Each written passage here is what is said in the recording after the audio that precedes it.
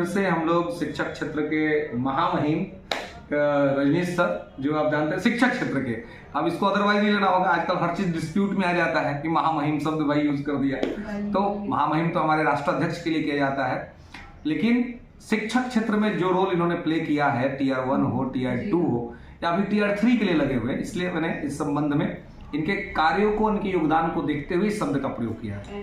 दोस्तों, तो अभी रजनीश सर से आपको मिलवाने का उद्देश्य ये है कि सप्लीमेंट्री रिजल्ट आने वाला है, तो सप्लीमेंट्री रिजल्ट में क्या कट ऑफ रहेगा 1 to 5 में, 6 to 8 में, 9 10th में, 11 to 11 1 to लेकर के 12 तक के सप्लीमेंट्री के रिजल्ट्स आने हैं, तो उसमें कट ऑफ क्या होगा, इस पर हम विस्तृत चर्चा करेंगे रजनीश सर के साथ। रजनीश सर, आप विद्यार्थियों को थोड़ा संबोधित करें और बताएं कि क्या है और किस प्रकार से चीजें होंगी।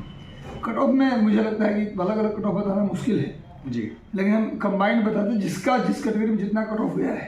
हाँ, तो कुछ ऐसे बच्चे थे जो कट ऑफ गया है, एज के कारण सिलेक्शन नहीं हुआ, जिसका एज ज़्यादा था उसको पहले लिया गया, जिसका एज नहीं था कट ऑफ पे आने के बाद भी नहीं हुआ, तो उनका तो श्योर हो जाएगा सप्लीमेंट्री रिजल्ट में। हर एक कैटेगरी में 1 नंबर से ज़्यादा नीचे नहीं आएगा, मैक्सिमम 1 नंबर या 2 नंबर से नीचे नहीं, जिसका जितना जितना गया है, जब प्राइमरी हो चाहे 6 to 8 हो, 9 10 हो, 11 12 हो, गर्ल्स में, बॉयज़ में, जनरल में, ईडब्ल्यूएस में, BC1 BC2 सभी में जो कट ऑफ गया है उससे 1-2 नंबर नीचे कर, मैक्सिमम 2 नंबर भी नीचे नहीं जाएगा, या तो उसी कट ऑफ पर रिजल्ट आएगा या तो 1 नंबर कम, बहुत ज़्यादा हुआ तो 2 नंबर कम, इससे ज़्यादा नीचे नहीं आएगा। मान लीजिए किसी में 94 कट ऑफ गया है, 94 गया है तो 92 मैक्सिमम 92 आएगा, इससे नीचे नहीं आएगा। किसी में कट ऑफ गया 86, तो 86 है तो मैक्सिमम 84 तक नीचे आएगा, हो सकता है 85 तक आए, लेकिन 84 से नीचे नहीं आएगा। तो हर एक कैटेगरी में 2 नंबर से ज़्यादा मेरिट कम नहीं होना है, ज़्यादा से ज़्यादा नीचे आएगा तो 2 नंबर, वरना जितना कट ऑफ गया उतने पर भी सिलेक्शन। क्योंकि कई बच्चे ऐसे हैं जिनका एज की वजह से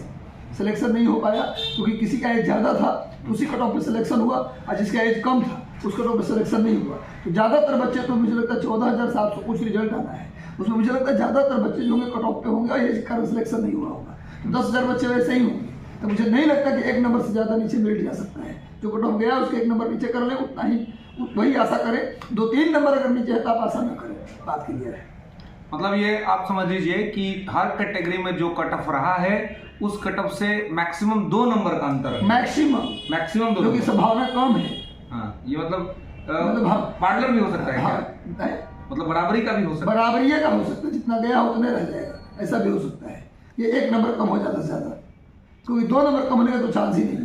क्योंकि कई बच्चे हम देख रहे हैं जिसका केवल एज कट ऑफ था, कट ऑफ पे पार थे, लेकिन एज नहीं होने का नंबर नहीं हुआ, तो ऐसे बहुत बच्चे हैं। तो इस पर भी बहुत से लोग जिसे ज्वाइन नहीं किए हैं या बहुत सा सीट अभी खाली है, तो इसके वजह से कट ऑफ नीचे जाने का संभावना नहीं है। कुछ नहीं, जो बात है वो क्लियर है, इसमें कोई लाग लपेट वाली बात नहीं। हम बोलते कि 94 क्या है तो 64 वाले को हो जाएगा, ये हम बोलने बिल्कुल नहीं होगा। भूतो न भविष्यति, कभी नहीं हुआ है ना कभी होगा। एकदम जिनका बहुत कम मार्जिन होगा उन्हीं का चांस है। हाँ, बिल्कुल। अगर जिनका भी थोड़ा ज्यादा मार्जिन है, हाँ, बिल्कुल, उनके लिए टीआर 3 ही विकल्प है। टीआर 2 में अब कोई संभावना नहीं रह जाएगी। टीआर 3 के लिए सर कुछ विद्यार्थियों जिनका नहीं हो रहा है, बहुत निराशा और हताशा हो रही है। हताश मत होइए, देखिए जीवन जो है ना वो एक प्री डिसाइड फैक्ट है। लाइफ जो होना है वो होके रहेगा, और जो नहीं होना वो नहीं होना है।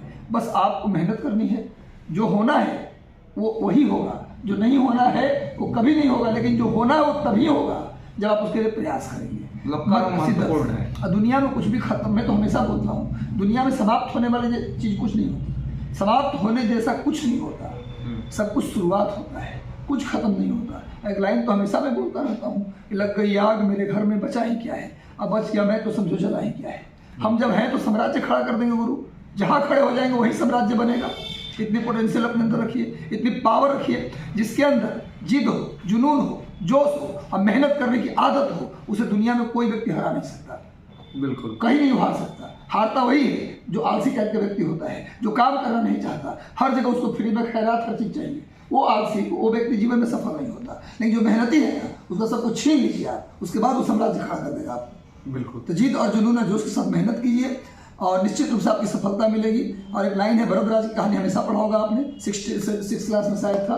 करत करत अभ्यास की जड़मती हो सुजान, रसरी आवत जात सिर पर निशान। तो भैया इस संदेश आप लोग ग्रहण कीजिए और बिल्कुल मुस्कुराते रहिए और पढ़ते रहिए। अब एक चीज़ और बताऊँ, सिलेक्शन हो या ना हो, यदि आप पढ़ लेंगे तो ज्ञान एक ऐसा चीज़ है ना जो भारी से भारी विपत्ति में उसको नष्ट नहीं किया जा सकता। बिल्कुल, वो ज्ञान ही है अकेला जो आपका साथ नहीं छोड़ेगा। हर विपत्ति में दुनिया का संपत्ति चला जाता है लोगों का, परिवार चला जाता है लोगों का। ज्ञान एक ऐसी चीज़ है ना जो नहीं जाता, कितनी बड़ी विपत्ति आ जाए और वही आपको संभाल लेता है। तो पढ़िए शिद्दत से, नौकरी के लिए भी पढ़िए, पर अपने लिए भी पढ़िए कि जो पढ़ रहे हैं वो मुझे समझ में भी आ रहा है और उसको हम भविष्य में अप्लाई भी कर देंगे। चलिए, धन्यवाद सर आपका हमारे साथ जुड़ने के लिए। आपको बहुत बहुत आभार। फिर मिलेंगे सर अगले सेशन में विद्यार्थियों के लिए नई सूचना लेकर के। धन्यवाद।